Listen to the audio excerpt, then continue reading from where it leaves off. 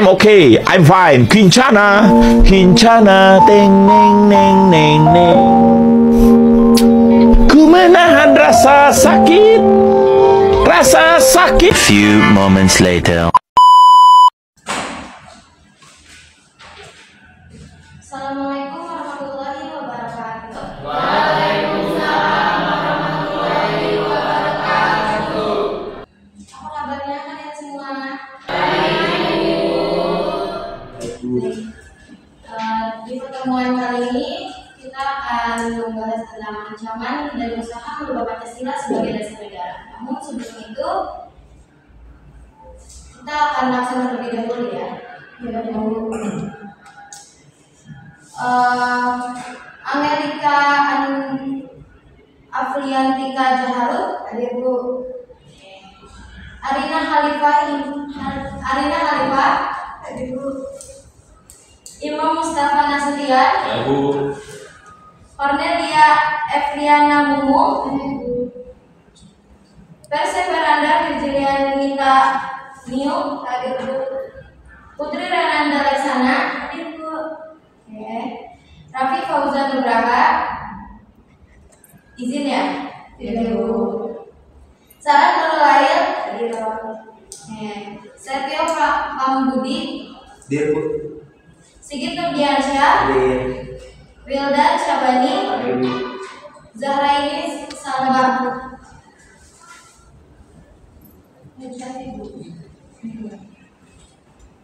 Baik, kita langsung aja ya ke pembahasan materinya.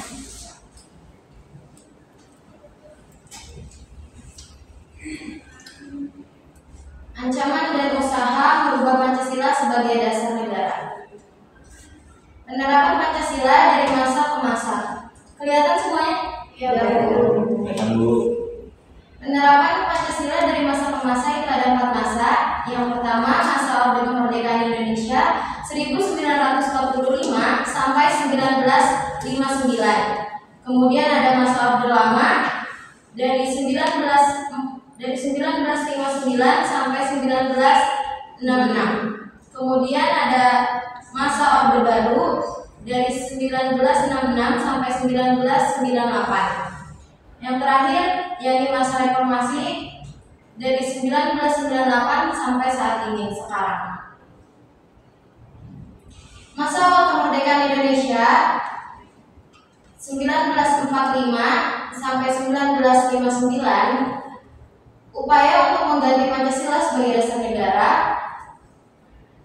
dan penyimpangan terhadap nilai-nilai Pancasila. Ada beberapa pemberontakan. Yang pertama, pemberontakan PKI di Madiun tanggal 18 September 1948. Yang mana pada saat itu pemberontakan PKI dipimpin oleh Musso yang dilatar belakang oleh hasil perjanjian Reville yang dipandang sangat merugikan bangsa Indonesia. Kemudian ada pemberontakan Darul Islam atau Gerakan DI atau TII yang melatar belakanginya berawal dari ketidakpuasan terhadap kebijakan pemerintah terkait dengan perjanjian Reville. Kegiatan pemberontakan selanjutnya yakni dari Republika Maluku Selatan atau yang biasa kita sebut RMS. Yang melatar belakangi pemberontakan ini terjadinya karena ketidakpuasan terhadap proses kembalinya Republik Indonesia Serikat atau WIS ke Negara Kesatuan Republik Indonesia atau NKRI, yang saat itu dipimpin oleh Christian Robert Stephen Soumowski, yang mana tujuan pembentukan negara sendiri didirikan pada tanggal 25 April 1950 dan upaya pemerintah saat itu, yakni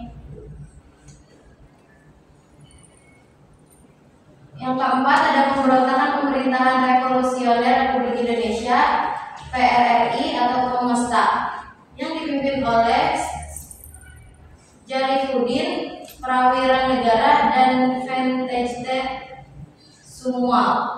Tujuan pemberontakan ini menuntut ketidakadilan atas pusat dan daerah, atas pemerintahan pusat dan daerah. Kemudian ada pemberontakan Angkatan Perang Ratu Adil atau APRA, yang mana pemberontakan APRA ini didirikan oleh Kapten Kuil Raymond Westerling pada tanggal 15 Januari 1949. Tujuannya berusaha mempertahankan negara federasi untuk melawan NKRI. Yang keenam,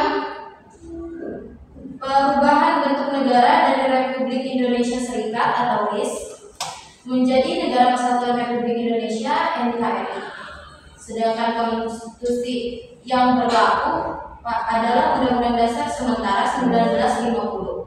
Hal ini menimbulkan krisis politik, ekonomi, dan keamanan yang menyebabkan pemerintahan mengeluarkan Kedai Presiden pada tanggal 5 Juli 1959 yang berisi yang pertama membubarkan Badan Konstituante, yang kedua Undang-Undang Dasar tahun 1945 berlaku kembali dan Undang-Undang Dasar Sementara 1950 tidak berlaku kembali. Yang ketiga membentuk MPRS dan DPRAS. Kemudian ada masa Orde Lama dari 1959 sampai 1966. Seluruh keputusan dalam pemerintahan pada saat itu berpusat pada pemerintahan negara Presiden Soekarno. Demokrasi terpimpin karena tiga hal. Yang pertama, banyaknya gerakan separatis. Yang kedua, seringnya pergantian kabinet. Dan yang ketiga, Badan Konstituante yang gagal menyusun Undang-Undang Dasar. Adanya penyimpangan terhadap Pancasila dan Undang-Undang Dasar 1945 di masa Orde Lama ini. Yang pertama, Presiden Soekarno ditetapkan sebagai presiden seumur hidup. Dan kedua, membubarkan DPR hasil pemilu pada tahun 1955 melalui penetapan Presiden nomor 3 tahun 1960 pada tanggal 5 Maret 1960. Yang ketiga, membentuk MPRS yang anggotanya dianggap dan diberhentikan oleh Presiden. Dilanjut kepada masa Orde Baru yang kita kenal dengan konsep demokrasi Pancasila. Visi utama pemerintahan Orde Baru ini adalah menetapkan Pancasila dan Undang-Undang Dasar 1945 secara murni dan konsekuen.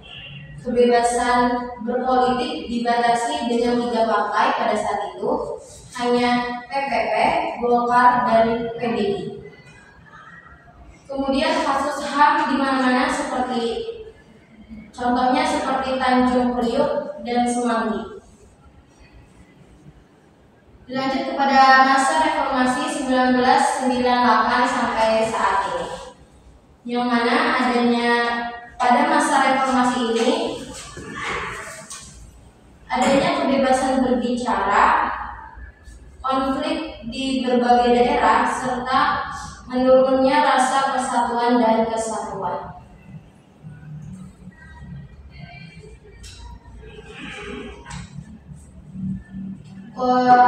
Sudah penjelasan dari Ibu. Kemudian di sini Ibu akan kita akan main games ya. Ibu bagian ini tuh. Kalian nanti cari pertanyaan.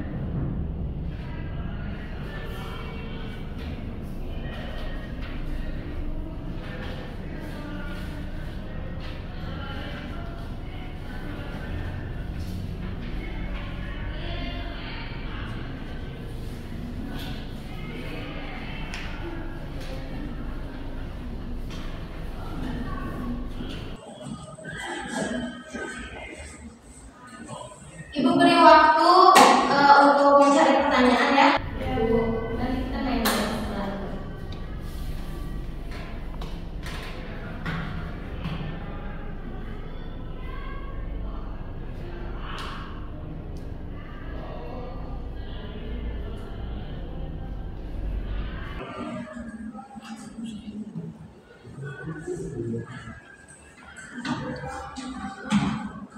Sudah selesai?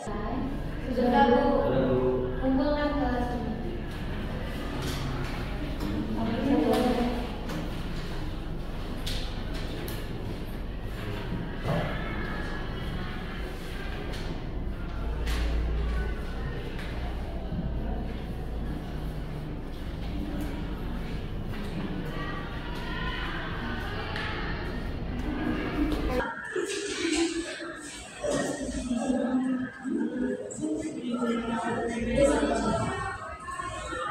Terima kasih.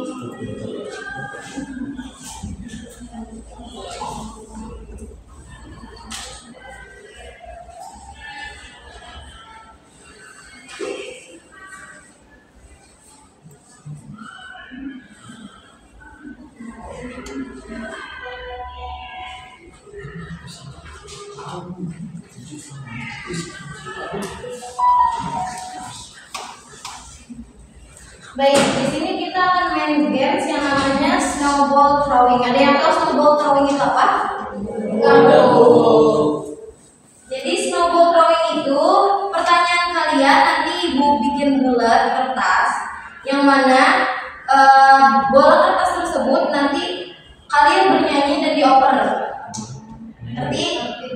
Nah, nyanyian ketika nyanyinya berhenti di salah satu murid. Nah, murid tersebut boleh mengambil kertas pertanyaan ini dan kemudian dijawab. Oke?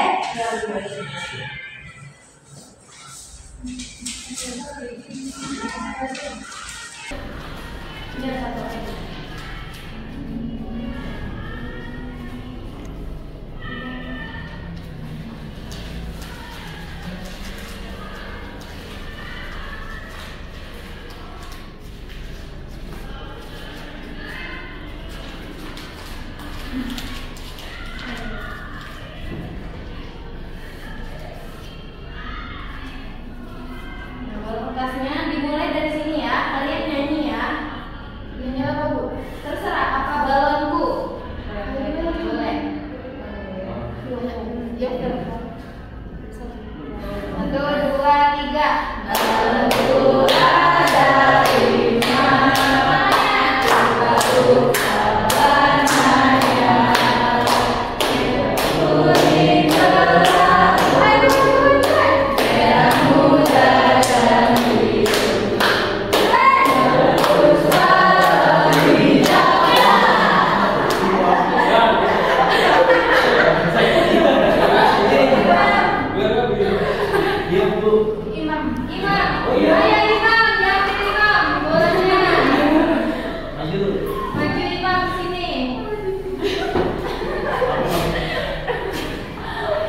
Boleh diambil pertanyaannya satu, silakan.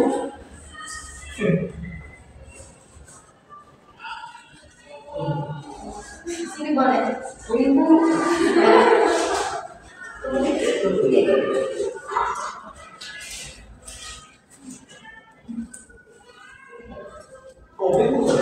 Ya.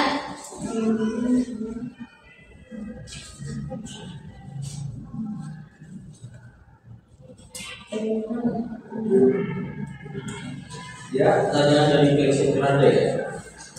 Bagaimana dampaknya jika terdapat berubah Pancasila sebagai dasar negara?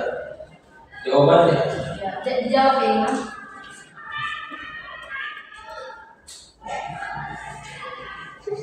Diangkat aja dia. Ya, hanya berubah Pancasila sebagai dasar negara dapat memiliki dampak serius terhadap fondasi ideologis dan identitas negara Indonesia sendiri. Ya, terima kasih, Imam. Tepuk tangan untuk Imam semuanya. Dilanjut lagi ya, sekarang dari belakang.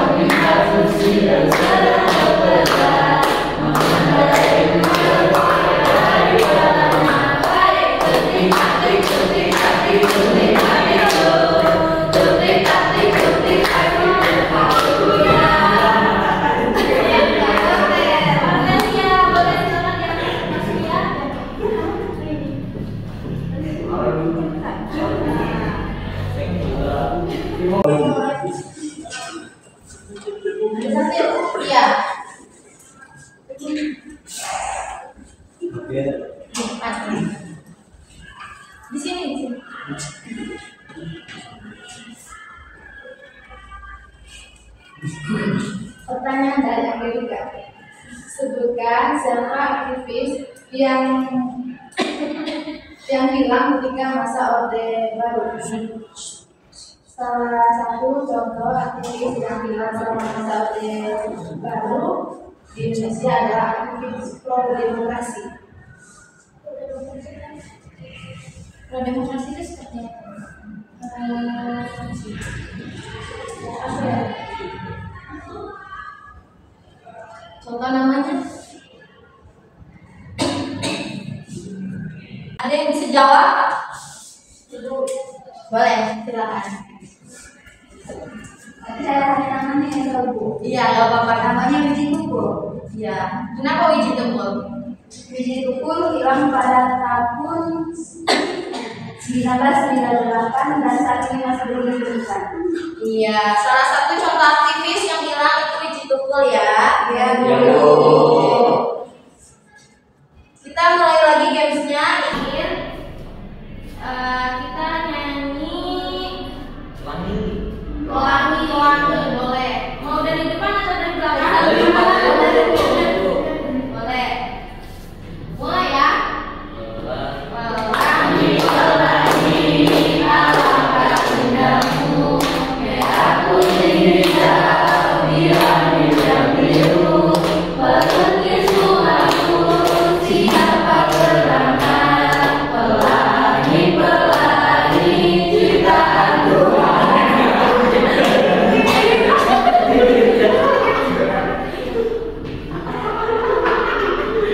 Oke, sedikit maju ke depan sedikit. Boleh diambil pas pertanyaannya.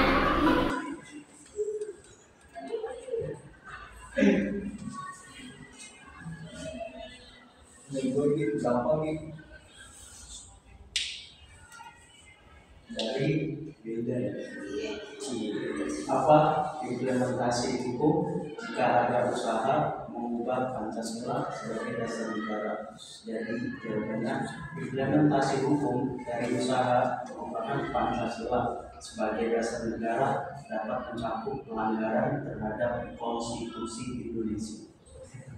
Baik, terima kasih Sigit.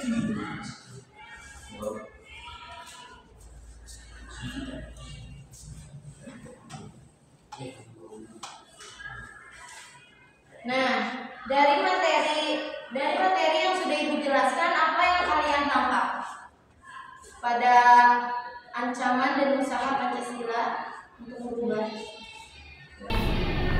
Ibu silakan. Ancaman dan usaha merubah Pancasila sebagai dasar negara yang saya tanggapi tadi, yaitu ada penerapan Pancasila dari masa ke masa. Yang pertama, masa awal kemerdekaan pada tahun 1945 sampai tahun 1959. Ya. Dan yang kedua itu ada masa Orde Lama pada tahun 1959 sampai tahun 1966. Ya.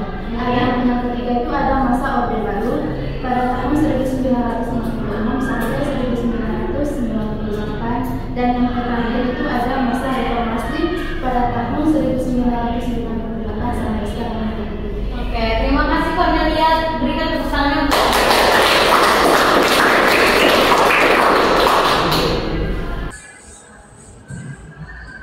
Kemudian mungkin ada pertanyaan yang mau ditanyakan terkait materi yang sudah Ibu jelaskan. Belum ada Ibu. Oke, karena belum ada pertanyaan, Ibu tutup ya. Sekian pertemuan kita hari ini. Jangan lupa belajar yang giat, dan semoga kita dapat bertemu pada pertemuan selanjutnya. Terima kasih. Wassalamualaikum.